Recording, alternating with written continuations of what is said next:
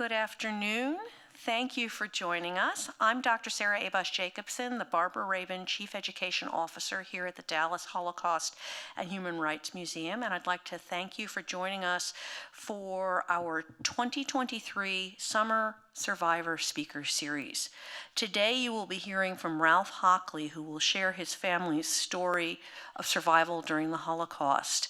And Ralph's amazing wife Caroline has joined us today, as has his son Cliff, and I wanted to let you know, and Cliff asked that I share this with you, that this is an amazing opportunity for you to hear the life of a man who is 97 years old. 3 months will be 98, so happy birthday early, Ralph.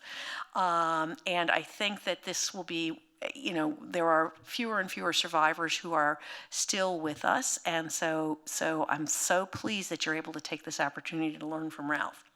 Before we begin, I would like to thank our community partners for the Summer Survivor Speaker Series: Attitudes and Attire, Green Hill School, Legacy Senior Communities, Southwest Jewish Congress, Temple Shalom, Texas Holocaust, Genocide, and Anti-Semitism Advisory Commission.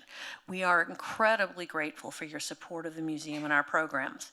I would also like to extend a special welcome to our board members, and volunteers in the audience. We couldn't fulfill our mission without you. If you are interested in becoming a museum member or a volunteer, please do visit our website at dhhrm.org to learn more. In just a moment, Ralph will share his story with you. Then we will have time for questions and answers. If you are joining us in person today, you can use the card provided to you at check-in to write out your question. Our staff will be around at the end of the program to collect your cards. That is it.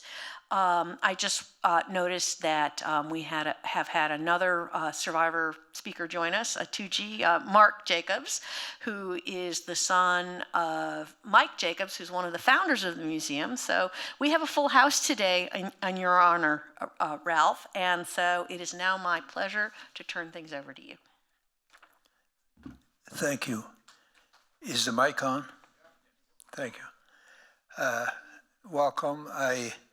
Before I start, I just want to thank Sarah and the museum for having these series, for giving us the opportunities to report on what we lived through in the last 100 years, and so that the message doesn't get lost any earlier than it has to be.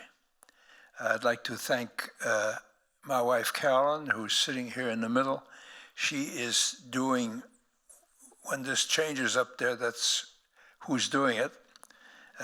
Without her, this whole project wouldn't have happened. She is a master administrator, whatever.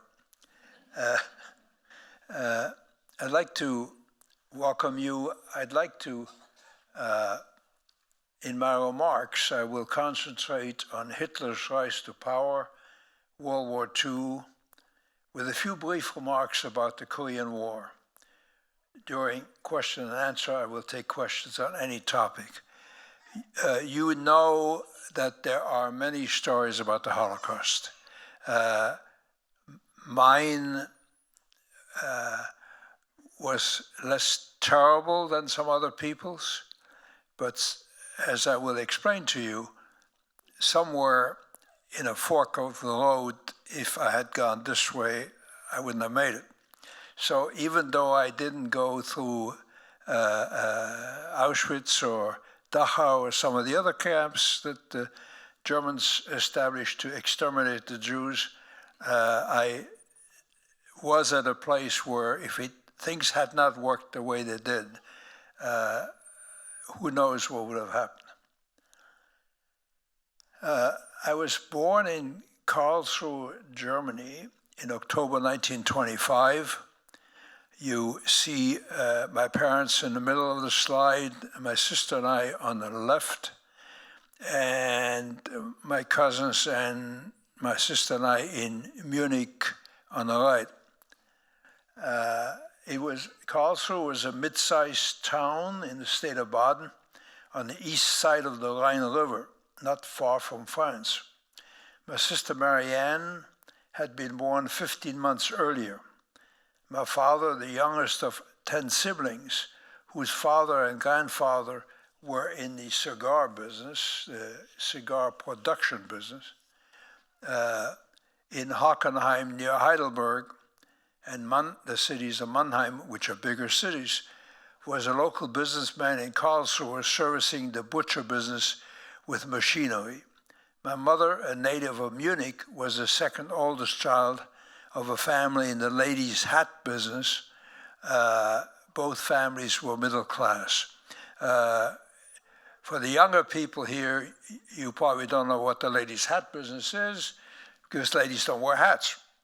But I tell you, when I was a kid, every lady wore a hat, and it was a big business. Just as a background here, the late 1920s was a period of inflation in Germany, with the value of the Reichsmark, which was the local currency, sometimes devalued every day. The Treaty of Versailles, which had ended World War I, with its tough economic measures followed by the Depression in the late 1920s, hit Germany badly and contributed to a very restive country. The democratically elected Weimar Republic was made up of communist, socialist, conservative, and right-wing parties. They could never get a majority. They could never resolve their differences. You see there the map. This was a map of Europe in 1933. After his prior attempt at power in the 1920s had failed, Adolf Hitler now was eager to take over the German government. As head of the NSDAP, National Socialist German Workers' Party, the Nazi Party. Let me digress. A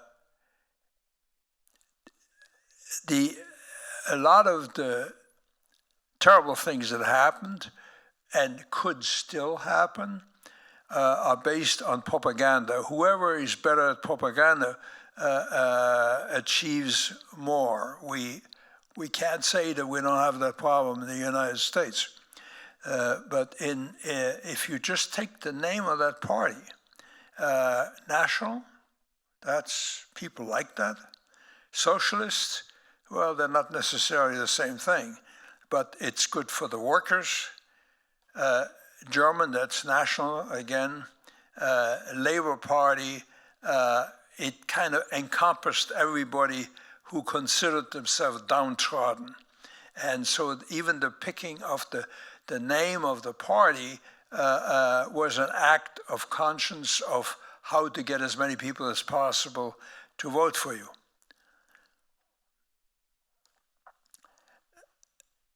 Though Hitler was appointed chancellor in January of 1933, even in the March 1933 election, the Nazi Party did not receive a majority of the vote. They made it to 43%. The other parties, the rest. President Hindenburg, who was the hero from World War I, Field Marshal Hindenburg, was the president of Germany. He died in 1934. Again, the fact that Hindenburg was president was an appeal to nationalism and to what the Germans felt they deserved to make life better. Hitler, in August of 1934, when Hindenburg died, Hitler became chief of state, head of state. In February 1933, there had been the Reichstag fire. The Reichstag in Berlin was the same thing as our Capitol Hill, our seat of Congress. That was for Germany, was the Reichstag. In February of 1933, the Reichstag burned down, even though they used that to crack down on everybody. The common knowledge is that the fire was set by Hitler's goons, the swastika-bearing brown shirts, and they blamed it on some Dutch misfit that was in Berlin. They accused him of having said it. History will tell you that it's probably not true. It was just a pretext in order to crack down on everybody. He used the Reichstag fire right from the beginning to crack down on everybody. That included from the arrest of Jews, trade unionists, Freemasons. He didn't like Freemasons because they were secret, and anything that was secret Hitler didn't like. And anyone else that he did not like. His brown shirts, the goons in brown shirts wearing swastika armbands executed his actions. He had from the beginning, he had the brown shirts and the black shirts. The black shirts turned into the SS. The brown shirts were the SA abbreviation for their titles. His action, they executed his actions. Public officials, professors, judges who were Jewish or liberal were removed from office in 1933. It wasn't later.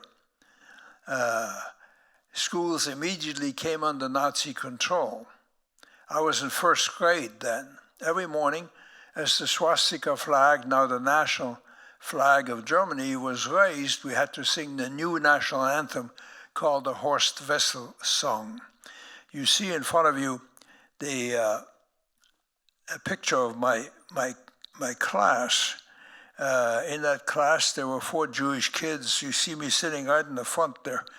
The misfortune was that this guy on the left, the teacher, also happened to be a leader in the Nazi party.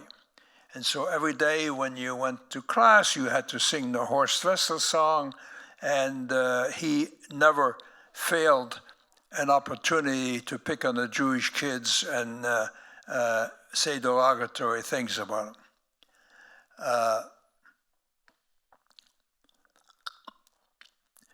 Arrests of Hitler's assumed enemies took place, as I said, as early as 1933. There are many people who think that things didn't get bad in Germany until 1938, which was Crystal Night, when all the windows of the synagogues and the stores were smashed. I'll get to that, but it's not true. I saw in 1933, I was 7, I saw trucks go through the streets of Karlsruhe, and there were Jews that had been collected that were on the trucks, and the populace came out and spat at them, and they were carted off to some obscure concentration camp. My father was a veteran of World War I who had been decorated with the Iron Cross. He was wounded in World War I. He was very German, as were many Jews who felt happy that Jews had, in the late 1800s, attained some kind of equality with the rest of the German people. He was deeply offended by the new measures and the consequences to his butcher supply business.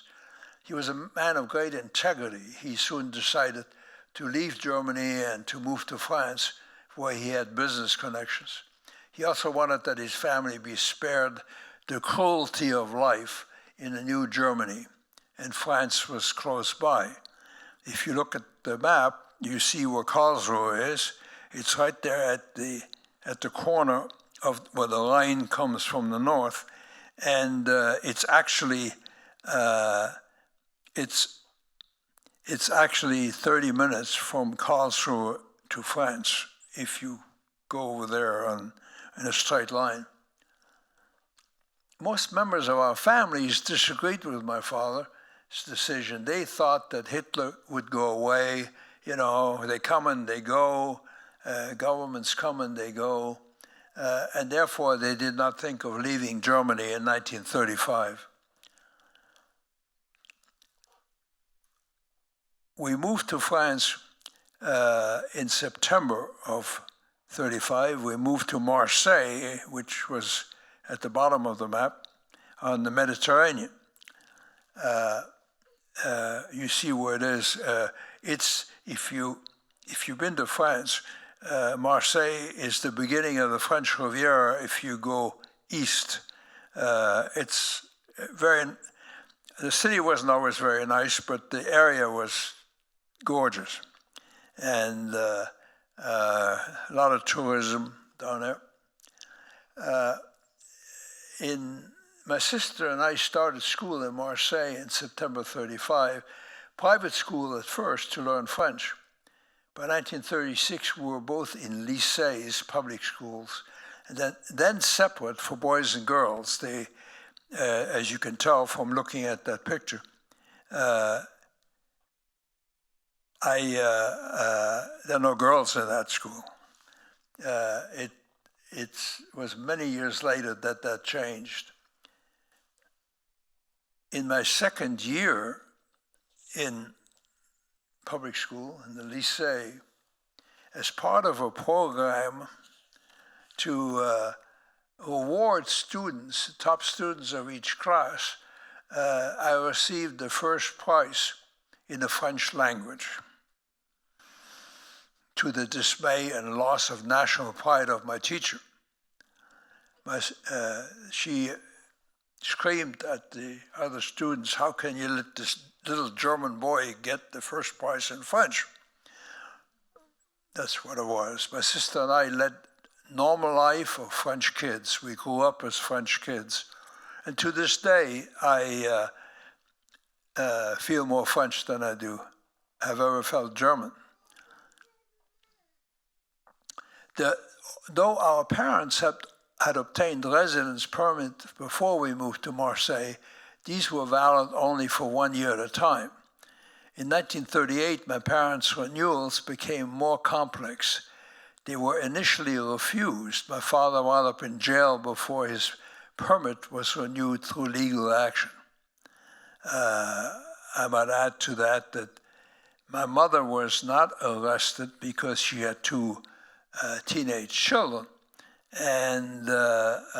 but she had to go to court. And when she went to court, they found her guilty of being in France illegally. So we had to hire a second appeal attorney to get that changed, but it was pretty traumatic. In March of 38, international conflicts accelerated. That's when Hitler occupied Austria. As you know, Hitler was born in Austria. He felt very close to Austria, and he felt that Austria should be part of the German Reich, Nazi Germany. They occupied Austria in March, and they did the thing called the Anschluss, which was the joining together of Austria and Germany at that time. Austria in March of 38 became part of Germany. In September of 38, the Munich Pact between the British, the French, and the Germans agreed to the annexation of Sudetenland, which was a region of Czechoslovakia where most of the people spoke German. But Hitler pledged to the Allies, France and England, that there would, from now on, there would be peace and there would be no further excursions. That didn't last very long.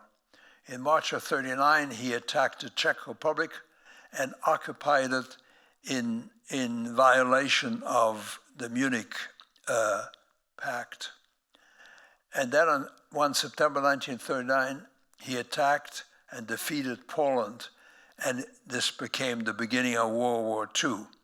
Actually, the World War II, you can argue about it. Hitler attacked Poland on the 1st of September. Britain and France declared war on Hitler on the 3rd of September. And that was, then the war was on. Until May of 1940, well, the phony war, it was called the phony war with the West because he didn't do anything on the French and British and Belgium side. It was called the phony war. But he swallowed Denmark and Norway in the meantime. There were no military actions in the West at that time. On the 20th of May 1940, Nazi tank divisions attacked Holland, Belgium, and Luxembourg, and bypassing the Maginot Line. I need the next map. Thank you. You can see on the left is now Greater Germany, because it includes Austria and Czechoslovakia and God knows what else. So hit the Maginot Line was a line between France and Germany, heavily fortified, which the French felt protected them from any German attack. The problem with the Maginot Line was that the King of Belgium thought that France and Belgium were friends, and therefore we didn't need a Maginot Line. So what the Germans did, that I think almost anybody in this audience would have done the same thing under the circumstances, he took his Panzer divisions, his tank divisions, and he went west to Holland and to Belgium. He conquered them in just a few days, and then went down into France where there was no Maginot Line. The French had very little defensive forces. They had no weapons against tanks, and the rest is history.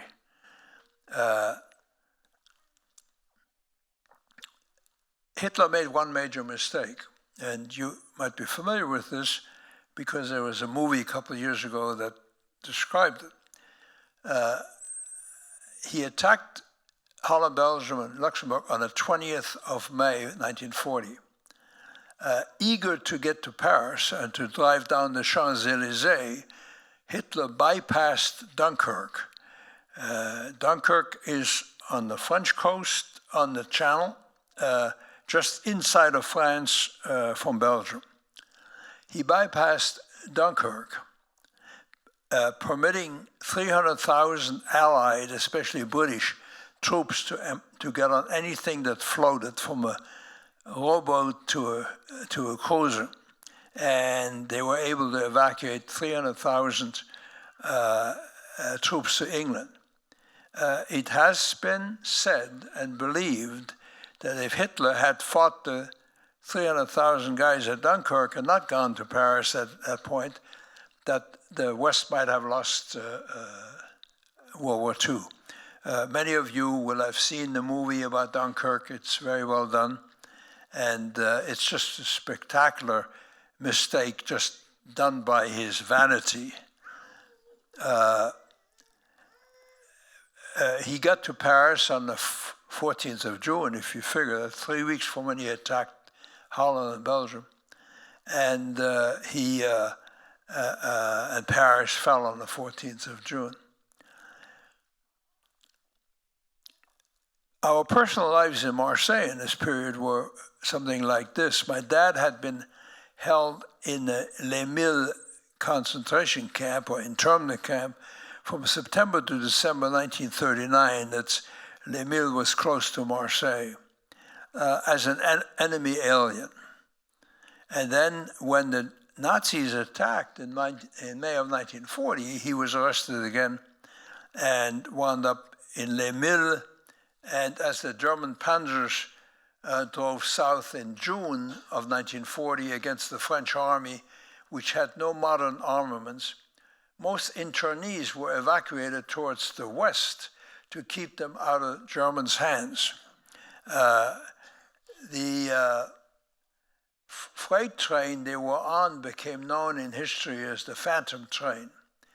Women and children, which included my mother, my sister, and I, were evacuated around the 18th of June by passenger train from Marseille. They wound up in Lourdes. If you're familiar with Catholic shrines, Lourdes is probably the preeminent Catholic shrine in France.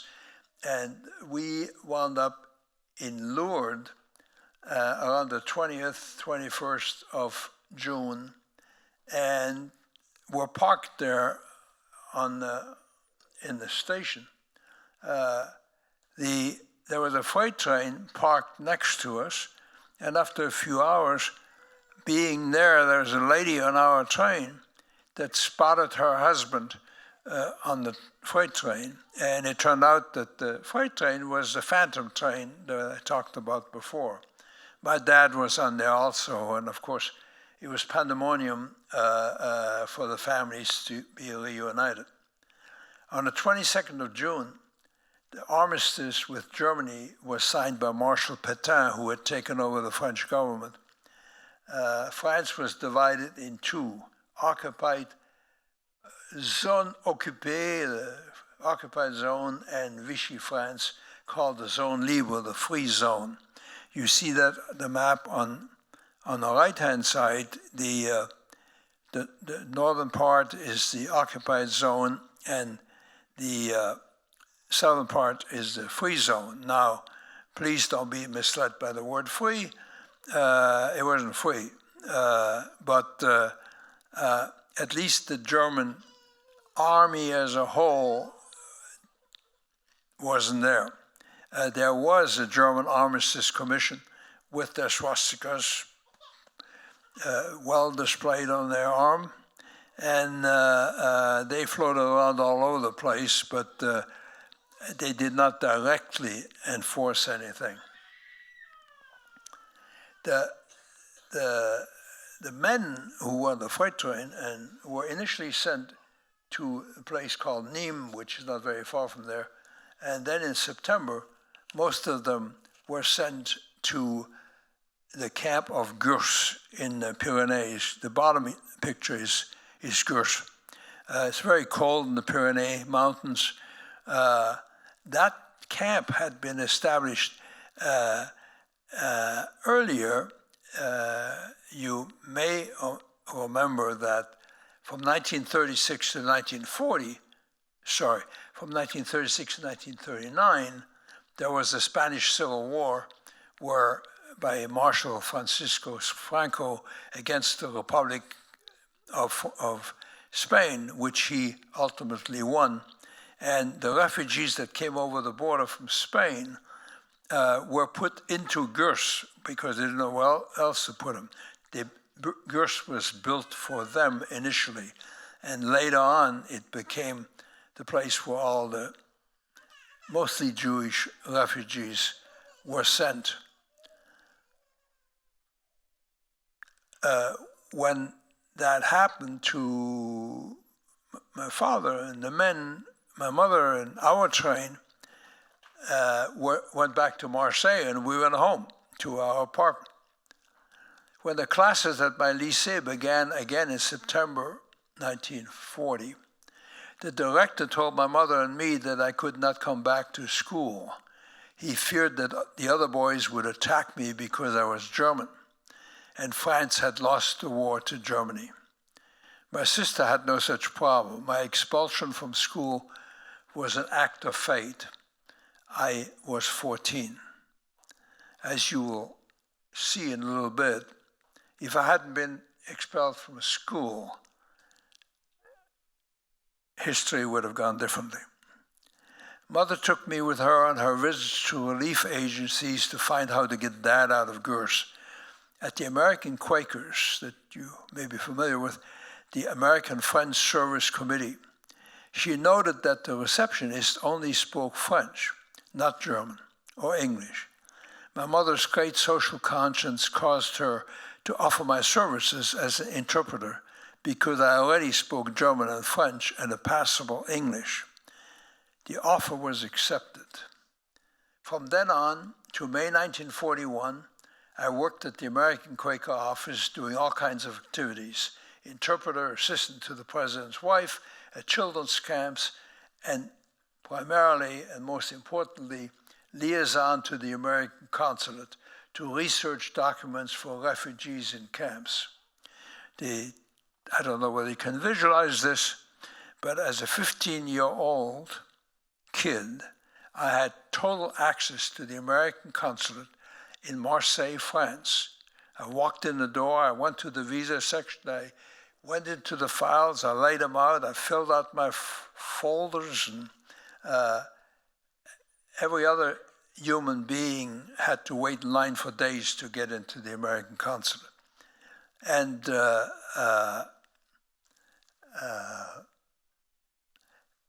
the policy of the United States government, State Department in Washington, was to let as few refugees into the United States as possible. The policy was very stern. I worked for a gentleman at the Quakers, Dr. Burns Chalmers, who coordinated relations between camp internees and the U.S. Consulate. He was my supervisor, a wonderful human being, a minister. He would receive requests from the camp internees for information about the status of their visas to the United States.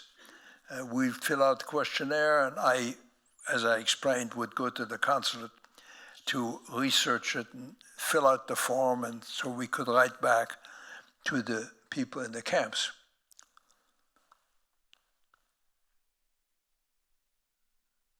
I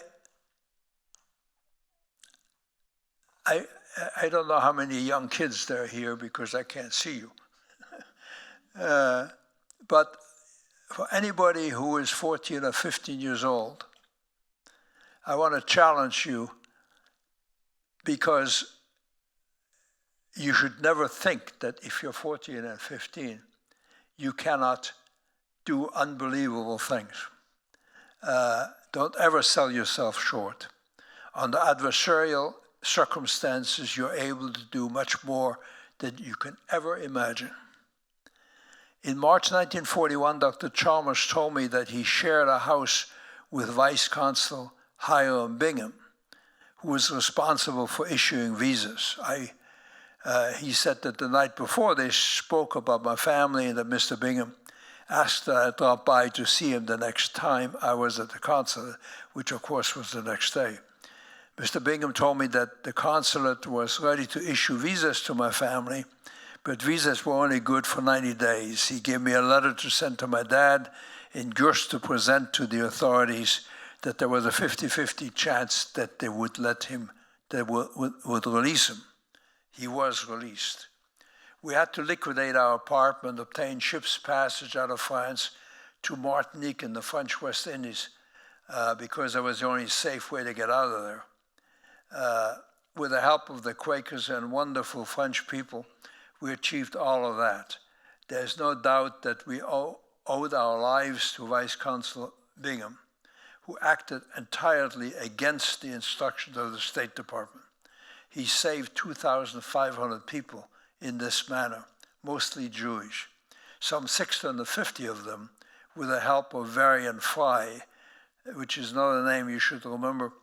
Varian Fry was sent to Marseille by Eleanor Roosevelt, the president's wife, in order to get, as part of an American Rescue Committee whose mission it was to get well-known people who were in danger of being killed by the Nazis, authors, Marc Chagall, the painter, one of them, but there's a whole bunch of names that you would know. Varian Fry specialized on that, and Hiram Bingham procured the visas. Hiram Bingham would meet with Varian Fry in the French Alps on weekends to exchange information. That gives you an idea of how much Hiram Bingham did.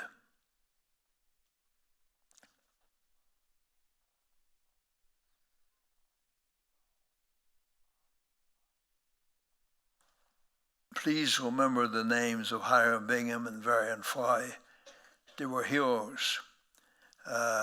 Hiram Bingham was removed from the State Department as a result of what he did. When Colin Powell was Secretary of State, they bestowed a special award on Hiram Bingham because all of this was unknown as a savior of many against the dictates of his employer, the State Department. We left France on the 6th of May 1941 for Martinique in the French West Indies. Our ship, the SS Winnipeg, was captured, why not, in late May and taken to Trinidad, British West Indies. The SS Wyoming, 4 days behind us, was turned around and its passengers spent the rest of the war in Africa. I might tell you that my mother, who was a very, not obedient, but a very nice lady and did what her husband wanted, my father said, let's take the Wyoming. He'd give us 4 days more to get ready. And my mother, in whatever terms she used, said, oh, my dead body, I'm not staying here 1 day longer than I have to. And therefore, we were in the Winnipeg, and therefore we didn't wind up in Africa for several years.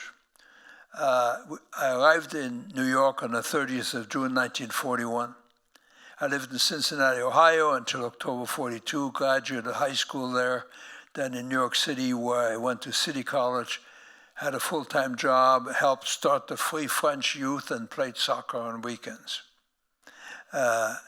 In 1943, I turned 18. On my 18th birthday, I went to the draft board and they said, I want to join the US Army. I've got to go to Germany, kill Hitler. And they obliged in getting me into the Army in no time at all. I joined the Army in December 43. I served until May 46 in France and Germany. Germany from April 45 to May 46. I was in Port Security, Special Agent, Counterintelligence Corps, denazification, which was a pleasure for me. I left the service as a sergeant. I stayed in the Army Reserve. I graduated from Syracuse University in June 1949 with a degree of all things in Soviet area studies. While I was there, I was commissioned as second lieutenant military intelligence in 1948. What you see, the picture there on the right side, was in Germany. In Bremen, where I was, 65% of Bremen looked like that when I got there. Next slide, please. When the Korean War started, and I'm only telling you this because I'm talking about freedom. When the Korean War started on 25 June 1950 with the North Korean invasion of South Korea, I was in the Army's 2nd Infantry Division as a second lieutenant artillery. We landed in South Korea at Busan on 4 August 1950, when only the Busan perimeter was left to the United Nations. The Korean War was the first military action by the United Nations in history. I want you to look at that map. It's incredible. We landed in Busan at the bottom on the 4th of August 1950, and all that was left of South Korea is what you see in that box called the Busan perimeter.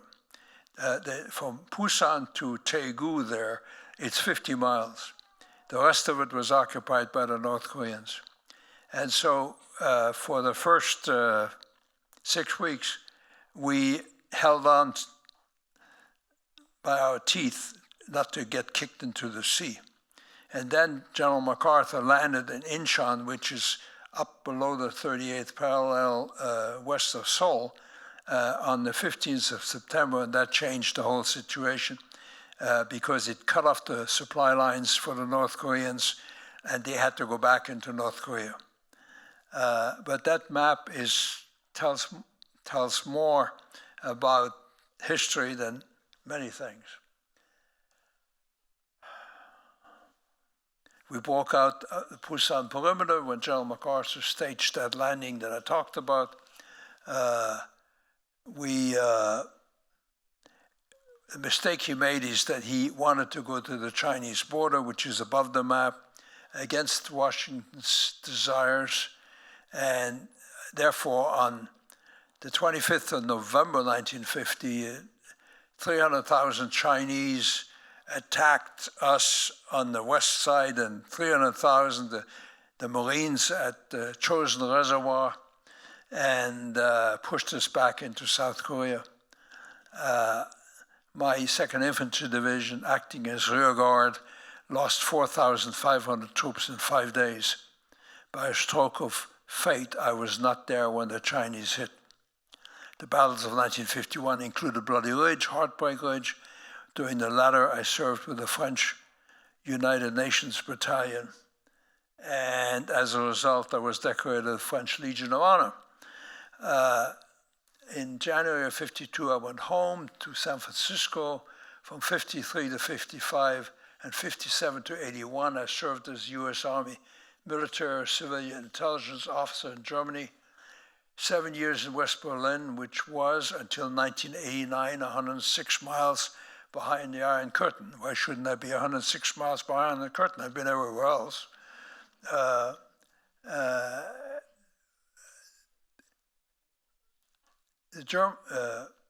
wall was built in 1961 to keep the East Germans from fleeing from communist East Germany to the prosperous West Germany. The Soviet Union, the communist East Bloc, including East Germany, collapsed in November 1989 and the wall came down. On a personal note, I had married my wife Eva in Oakland, California in March 1956. My children, Cliff, who is here, and Denise were born at the U.S. Army Hospital in Berlin, Germany in November 57 and April 59, respectively. They went to U.S. Defense Department schools from the 1st to the 12th grade, Frankfurt and at the U.S. Embassy in Bonn, Germany, where I was stationed for 7 years. Cliff became an Eagle Scout in Bonn. They both never lived full-time in the United States until they went to college. I retired from the U.S. Army Reserve in May 1979 in the rank of colonel.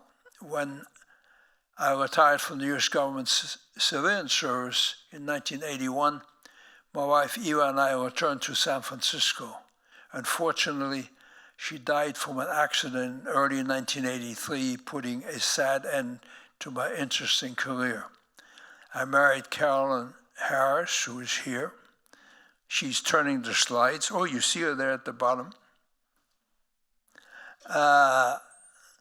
At the end of 1984, our families had been next-door neighbors in Bonn, Germany in the 70s. We made a new life in beautiful Tiburon, California, on San Francisco Bay. In 1997, we moved to Houston to take care of Carolyn's parents and later to Dallas. As of the present day, with our blended family, Carolyn and I have 5 children, plus spouses, 12 grandchildren, plus spouses, and 15 great-grandchildren. That is my story. My message: we must always be willing to fight for freedom. I thought it was turned off. I guess it's not turned off. Go away. That is my story. You see there on the right-hand side our blended family for Carolyn's 80th birthday. My parents on the left top, my first wife Eva, in the middle, Cliff and Denise at the bottom. And up on the right-hand side, that's my sister Marianne, who passed away at 97 a year and a half ago. She was a PhD at the University of California.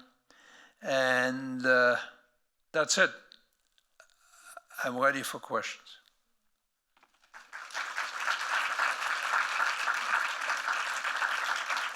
Thank you. Thank you, Ralph. So there are some staff members who are going around, so if you have questions on the cards that you were handed, please give those out to them, and I'll start with a few that we already had collected. So the first question is, what do you remember from the ship over to the United States, and were you frightened? What was the last few words? Were you frightened? So what do you remember from your ship journey to the U.S., and were you frightened at all? First of all, there were two ships. Because we were diverted to the British West Indies, the Winnipeg took us to Port of Spain, and then, that's a crazy story. But was I frightened? Hell no. We were so happy to get out of France that it didn't make any difference whether that thing had a hole in it, as long as it got us to where we were going. That's all that mattered. You don't believe this, but the second ship, which was not very long, was an American ocean liner with air-conditioned dining rooms, waiters with white gloves and silver trays. And coming out of the Winnipeg, which was where the food was garbage, that was a cultural shock. But was I frightened? No, I was just happy to get out of there. The interesting thing was when we were captured, I was on deck. It was so hot in the South Caribbean. I was on deck about 3 o'clock in the morning, and I noticed there was something wrong. And what was wrong is the boat wasn't moving. The sea was absolutely like a lake, and all of a sudden, Klieg lights came from all sides, and these guys climbed up on our ship on rope ladders. They had no uniforms on. They were well armed, and they spoke, I spoke English, French, and German, but they didn't speak that. So the puzzle was, who is capturing us? And it's only in the morning when we looked at the flag the ship was flying, that the flag, we were not flying the French tricolor anymore, we were flying the orange flag of the House of Orange-Nassau of the Netherlands, who were working with the Allies at that time. Okay. The next question is, could you share more about what happened to your sister after the war? It's an interesting question. My sister, a very unusual human being. She was always an educator. She always had sociologists like to help children.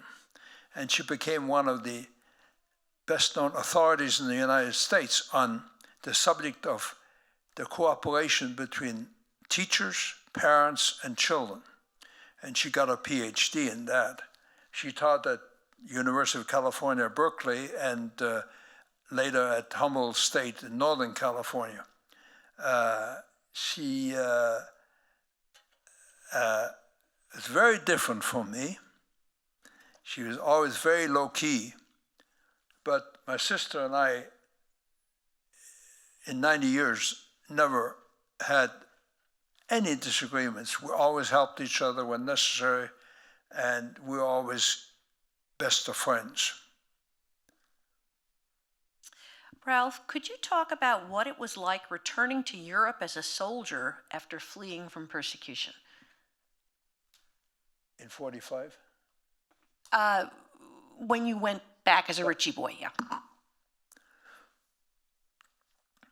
You mentioned the magic word, the Ritchie boy. The only thing I was sad about is I didn't go there earlier.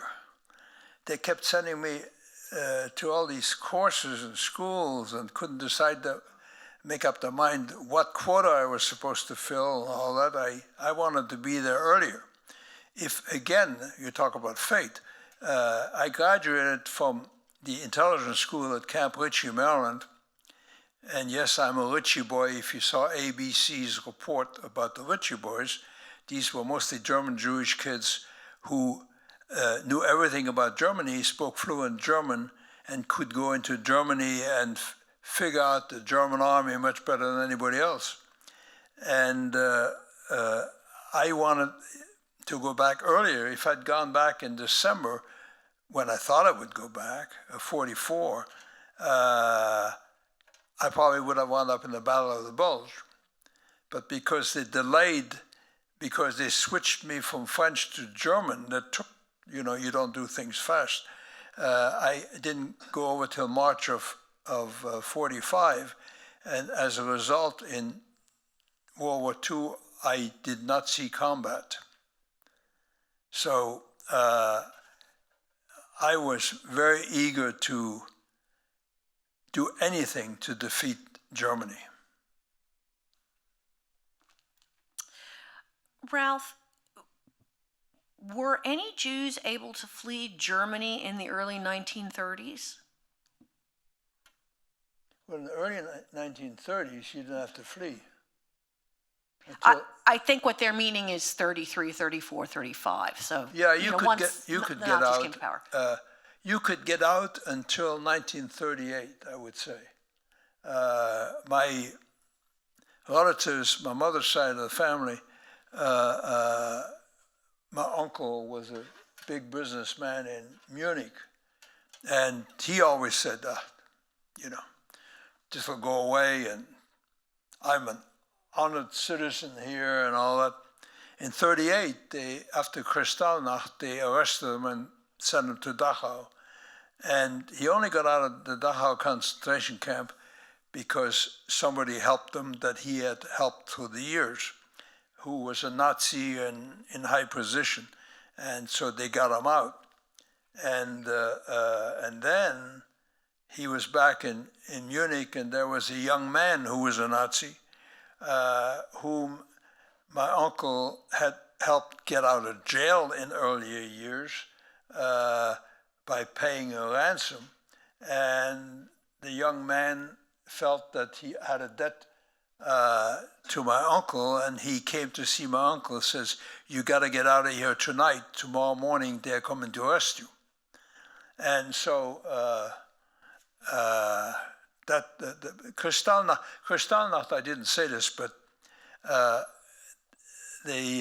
young Polish refugee in Paris in November of 1938 killed a German attaché of the German embassy because his family had been mistreated. And Hitler used, his name was von Rath, Vomrath, Vomrath, the guy got killed.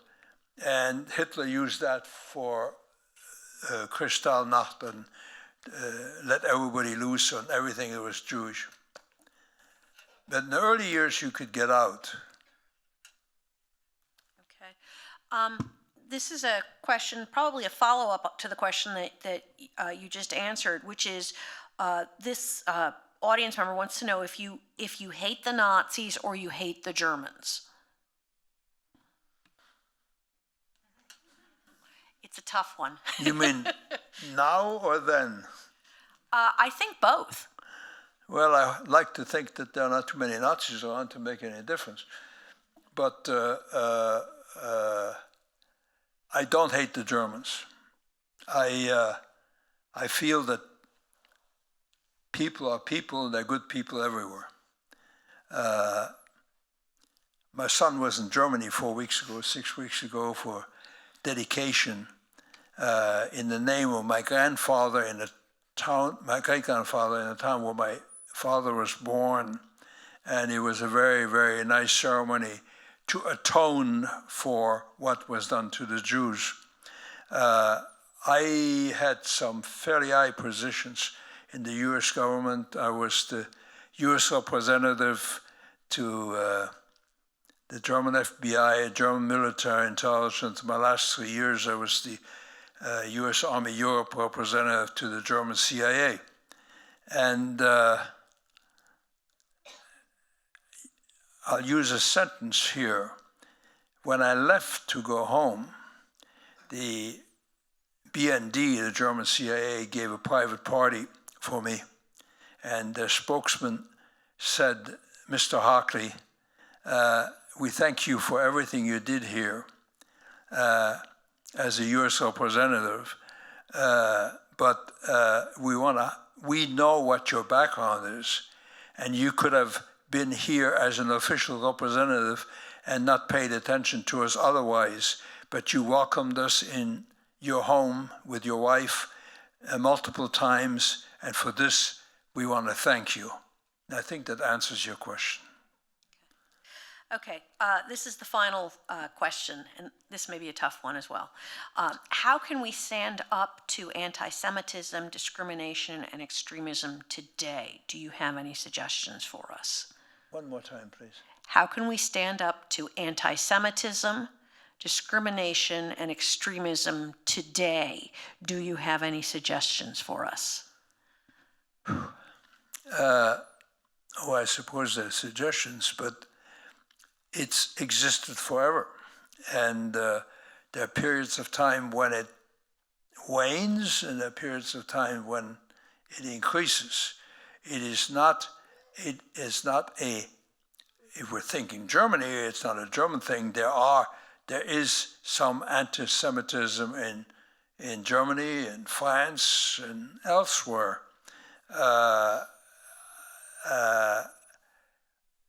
All we can do is be democratic human beings and do as much good as we can and show people that people are people, that generalizations don't hold true.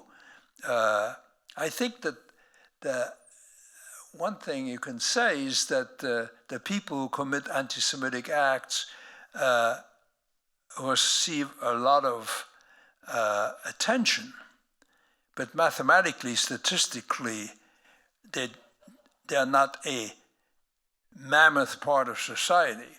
I mean, you take the case of Charlottesville, Virginia. The story attracted tremendous attention, as it should have, but mathematically, it certainly doesn't represent the majority of the United States. So all you can do is, like the Holocaust Museum here and elsewhere, is work hard at educating people, at pointing out that people are people, they're good people and they're bad people, and be forever vigilant against any attempt of anti-Semitism, of anti-democracy, etc. And it's a work that never stops. I wish I had an answer, but I'd probably get the Nobel Peace Prize if I gave you a specific answer, because there isn't any. Okay. It's all you can do is educate and educate and educate, and show that the big word that is so dangerous that I mentioned at the beginning is propaganda. There is the propaganda that goes around that is totally untrue. You got to fight against that, because the bad guys in Germany, his name was Goebbels. He was a propaganda minister of Hitler. He had this thing worked out down to a detail on how to use every word to pursue Hitler's aims. And we just have to, I'll give you a challenge. In my book, I have just rewritten a couple of chapters, and I have a short chapter at the beginning which I had to add, which had to do with the 6th of January, 2021. As a combat veteran, I could not stand what happened on the 6th of January, 1921. I fought for the flag of the United States and almost got killed several times. And to see what was done with the American flag, as I say in my book, for which 7,000 US Marines died on Iwo Jima and 20,000 were wounded, to permit that to happen is just an abomination. So we have a lot of work to do here to support democracy and freedom so that this can never happen again. I could go on, but I think I... Thank you, Ralph. Thank you all so much for joining us. And please do join us again in a few weeks when we will have another survivor speaker speaking here today. And let's have a hand for Ralph. Thank you.